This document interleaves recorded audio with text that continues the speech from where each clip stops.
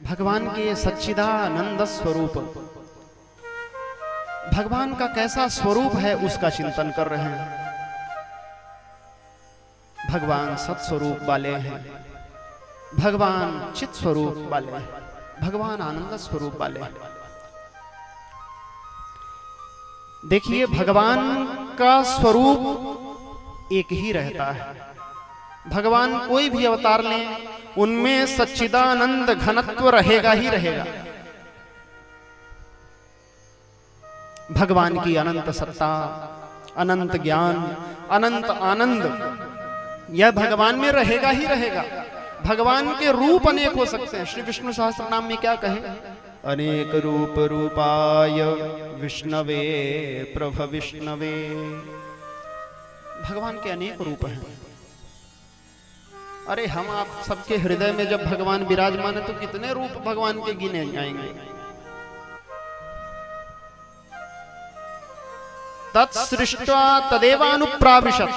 सर्वप्रथम वह परमात्मा अखिल कोटि ब्रह्मांड नायक सर्वप्रथम मन में यह संकल्प करते हैं। श्रुति कहती है एको हम बहुश्याम, मैं एक हूं और अनेक रूपों में विभक्त हो जाऊं। भगवान की संकल्प मात्र से यह सृष्टि हो जाती है। केवल इतना ही नहीं करते भगवान कि केवल चिंतन कर लिया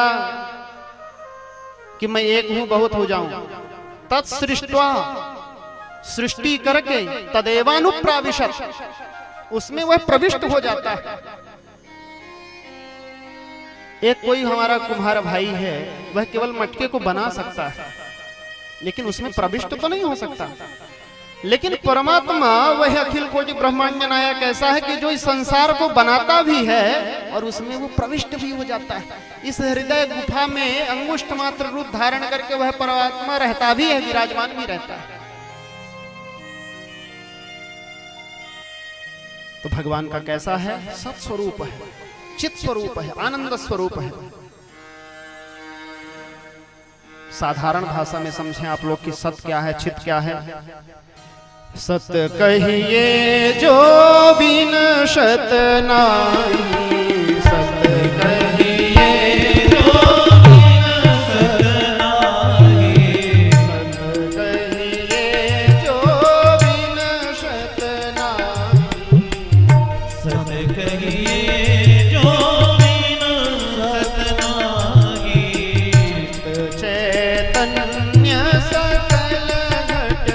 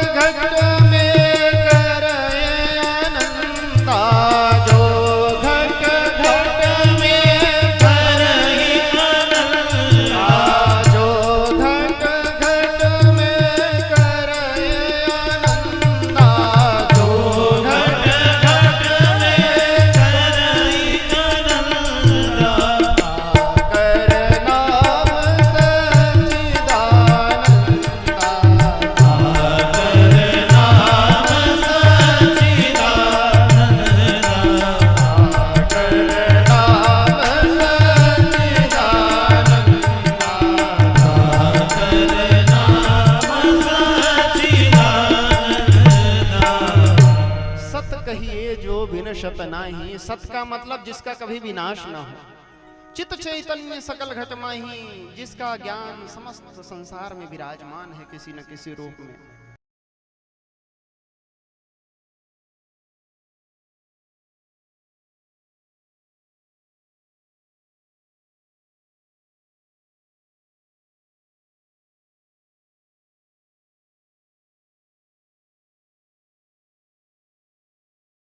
क्या कार्य करता भैया? सच्चिदानंद घनत्व तो है लेकिन करते क्या है?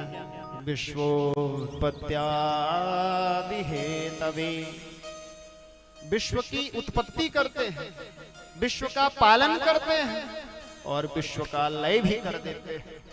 कैसे करते हैं?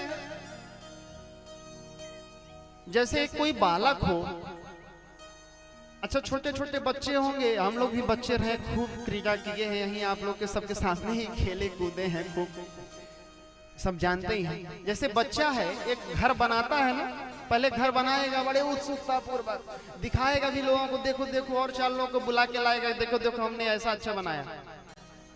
अब उसका थोड़ा सा डिस्टर्ब हुआ कि बस लो सब साफ। अभी तक जितना उसने परिश्रम करके बनाया, अब क्या किया, सब साफ कर दिया। उसी तरह परमात्मा है, परमात्मा की यह क्रीड़ा स्थली। परमात्मा उत्पन्न करते हैं, परमात्मा पालन करते हैं, और जब मन में आया भगवान की हा बहुत हो गया, तो भगवान फिर ऐसे ही, जैसे बच्चा ऐसे खेल लिया, ऐसे भगवान। तो भगवान विश्व की उत्पत्ति भी करते हैं, भगवान विश्व का पालन भी करते हैं, और भगवान विश्व का लय भी करते हैं। तापत्रय विनाशाय, और भगवान क्या करते हैं, त्रिविध तापों का शमन करते हैं। कौन कौन से त्रिविध ताप, आध्यात्मिक, आधिदैविक और आधिभौतिक। आध्यात्मिक ताप 2 प्रकार के होते हैं, जो हमें मानसिक कष्ट हुआ, जो हमें शारीरिक कष्ट हुआ, वह आध्यात्मिक दुख है। इन 3 दुखों से ही सारा संसार पीड़ित है। आधिदैविक दुख, जो देवताओं के द्वारा हमें कष्ट प्राप्त होता है, बहुत भीषण भयंकर अकाल पड़ गया, बहुत भीषण भूकंप आ गया, ये सब आधिदैविक, दैवी आपदा जिसको बोलते हैं। और आधिभौतिक दुख, जो हमें संसार के प्राणियों के द्वारा प्राप्त होता है।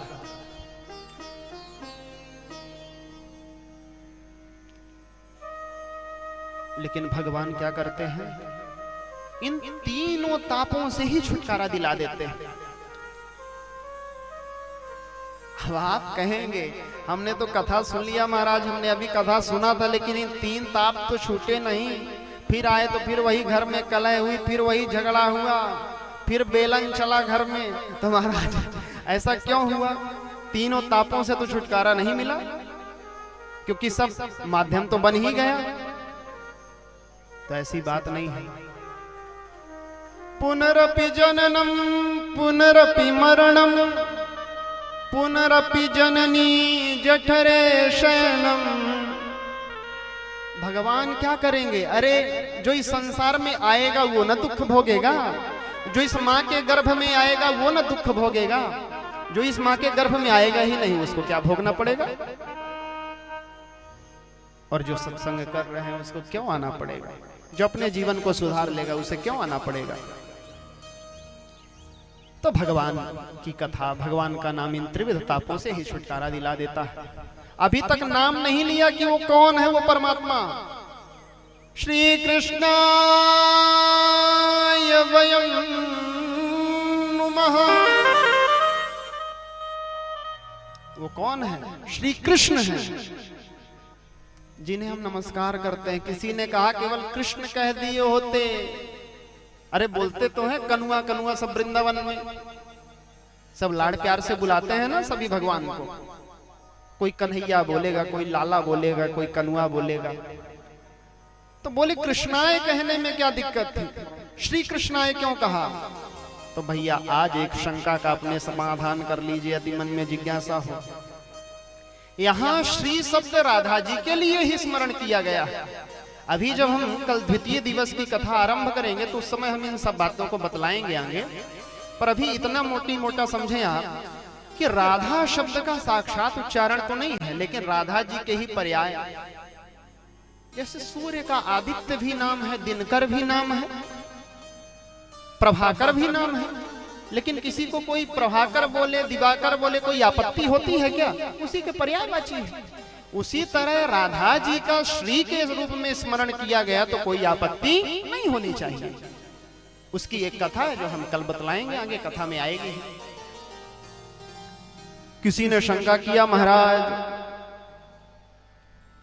अरे चलिए आपकी बात मान लिया, श्री रामावतार में तो श्री सीता जी ही एकमात्र हैं भगवान की, लेकिन कृष्णावतार में तो लाइन लगी है 16,108 श्री हैं, तो सबका तो अपमान कर दिया। केवल एक श्री का यहाँ स्मरण किया, सबका अपमान कर दिया, क्या बात है? बोले नहीं, किसी का अपमान नहीं किया, सब श्री एक में ही आ गई। बोले कैसे आ गई? बोले व्याकरण में एक सूत्र ही है, स्वरूपाणाम एक शेष एक विभक्तौ। क्यों आचार्य? स्वरूपाणाम एक शेष एक विभक्तौ, जिसके कारण जब बहुत एक ही शब्द के अनेक रूप हो जाएं तो एक बच जाता है, सबका लोप हो जाता है, सब चले जाते हैं। तो इस एक श्री से हम 16,108 क्या जितनी श्री हैं सबका बोध हो गया। तो यह आपत्ति नहीं करना चाहिए। श्री कृष्णाय वयं नुमः।